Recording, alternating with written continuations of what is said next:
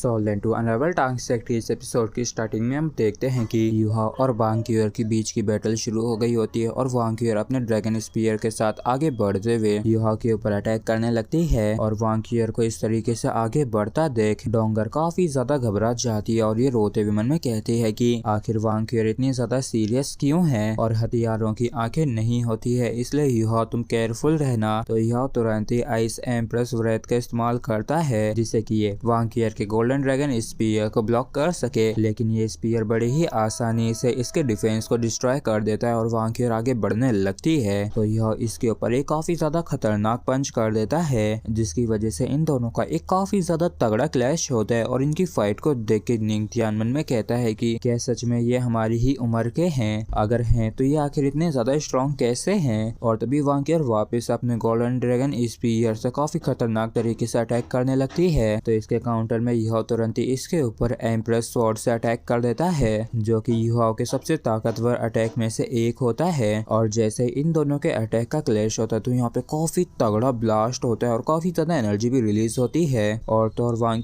का जो golden dragon spear होता है वो भी थोड़ा सा जम सा जाता है और इस चीज को देख के वांग भी थोड़ी सी हैरान होती है, लेकिन ये रुकती नहीं है और ये वापिस से यूहा के ऊपर अटैक करने लगती है। तो यूहा भी इसके ऊपर करने के लिए एक काफी तगड़ा पंच तैयार कर लेता है और जैसे यह काफी खतरनाक तरीके से अपना पंच करता है तो वांग भी काफी ज्यादा तगड़ा पंच इसके ऊपर कर देती है। और जैसे इन दोनों के ये पंच आपस में टकराते हैं तो यहाँ पे काफी ज्यादा एनर्जी रिलीज होती है और इतनी ज्यादा फोर्स भी रिलीज होती है कि इन दोनों को ही पीछे हटना पड़ता है। और इन दोनों का पंच का क्लैश वाकई में काफी तगड़ा था और तभी यह अपनी स्पिरिचुअल पावर को इस्तेमाल करने लगता है और यह के माथे पे जो थर्ड आई होती है वो भी ओपन हो जाती है। और इस वजह से वांग भी काफी हैरान होते हुए मन में सोचती है कि क्या ये स्पिरिचुअल शॉक है, इसलिए तुरंत ही काउंटर में काफी ज्यादा खतरनाक अटैक तैयार करने लगती है। और फिर हम यूहा को देखते हैं जो कि अपने ह्यूमिनेट सोल टूल के अंदर होता है और ये अचानक से वांग के सामने से गायब हो जाता है। और इस चीज को देख के वांग मुस्कुराते हुए कहती है कि एक ही ट्रिक को बार बार इस्तेमाल करना बेकार है। और हम देखते हैं कि यूहा ने अपने काफी सारे क्लोन बना के वांग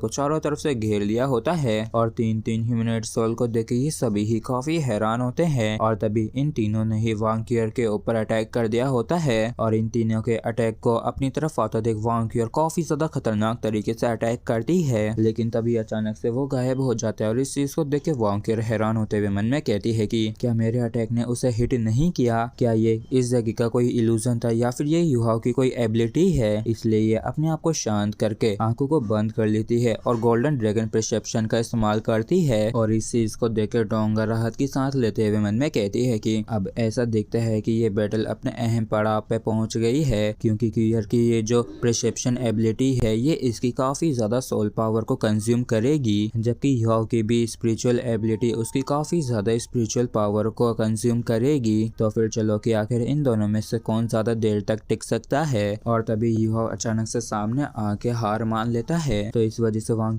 काफी हैरान होती है और ये पूछती है कि आखिर तुमने हार क्यों मान ली, जिसपे यूहा बताता है कि मेरा जो एनर्जी कंजप्शन है वो काफी ज्यादा था और तुम्हारी जो परसेप्शन एबिलिटी है वो मेरे डोमेन को रोक रही थी, और अगर मैं इसे लगातार इस्तेमाल करता तो तुम भी इसे मेरे खिलाफ लगातार इस्तेमाल करती, लेकिन अगर मैं लगातार ऐसे ही जारी रखता तो मेरी जो सोल पावर है और स्पिरिचुअल पावर है वो निश्चित रूप से सबसे पहले खत्म होती। तो आखिर में जो फाइनल विनर होता वो तुम ही होती। जिस पर वांग कहती है कि तुम बिल्कुल भी इस तरीके से तो नहीं हारते, क्योंकि अभी तुम्हारे पास काफी सारे ऐसे मेथड्स हैं जिन्हें तुम इस्तेमाल कर सकते हो। तो यह कहता है कि तो फिर तुम ही मुझे बता दो कि आखिर मुझे किस मेथड को इस्तेमाल करना चाहिए था। और वांग पहले तो कुछ और कहने वाली होती है, लेकिन ये फिर रुक जाती है और ये कहती है कि तुम एक एनर्जी बोतल को भी तो इस्तेमाल कर सकते थे ना। जिस पर यह कहता है कि अगर मैं इसे इस्तेमाल कर लेता तो क्या ये एक फेयर फाइट भी होती। और तभी अचानक से ये मिस्टीरियस बंदा कहता है कि चलो इस बकवास को करना बंद करो वांग, तुम जीत गई हो, इसका मतलब कि तुमने इसे पास भी कर लिया है और तुम जो इस 1v2 के अंदर अपनी पूरी पावर से नहीं लड़े हो, तो इसका मतलब यह है कि तुमने रूल्स को तोड़ा है और जानबूझकर हार मान ली है, इसलिए तुम्हें सजा के रूप में तुरंत ही डीप एडवेंचर पे भेजा जाएगा। और इस सजा को सुनकर ये लोग भी काफी हैरान होते हैं। जिसके बाद हम देखते हैं कि वूफेंग और निंगथियान ही रह गए होते हैं और निंगथियान मन में कहता है कि अब सिर्फ वूफेंग और मैं ही रह गए हैं और अगर हमें डुएल का चैलेंज मिला तो मैं तुरंत ही हार मान लूंगा और बस डीप एडवेंचर पे चला जाऊंगा। लेकिन अगर मुझ जैसा एक support type soul master deep adventure पे अकेला जाता है तो शायद मैं इस दौरान मारा भी जाऊं। और तभी हम देखते हैं कि इसके सामने किसका सिंबल आ जाता है और ये दोनों ही काफी हैरान होते हैं और सोचते हैं कि ये तो वही सिंबल है ना जो कि ज़ू सांसी को मिला था।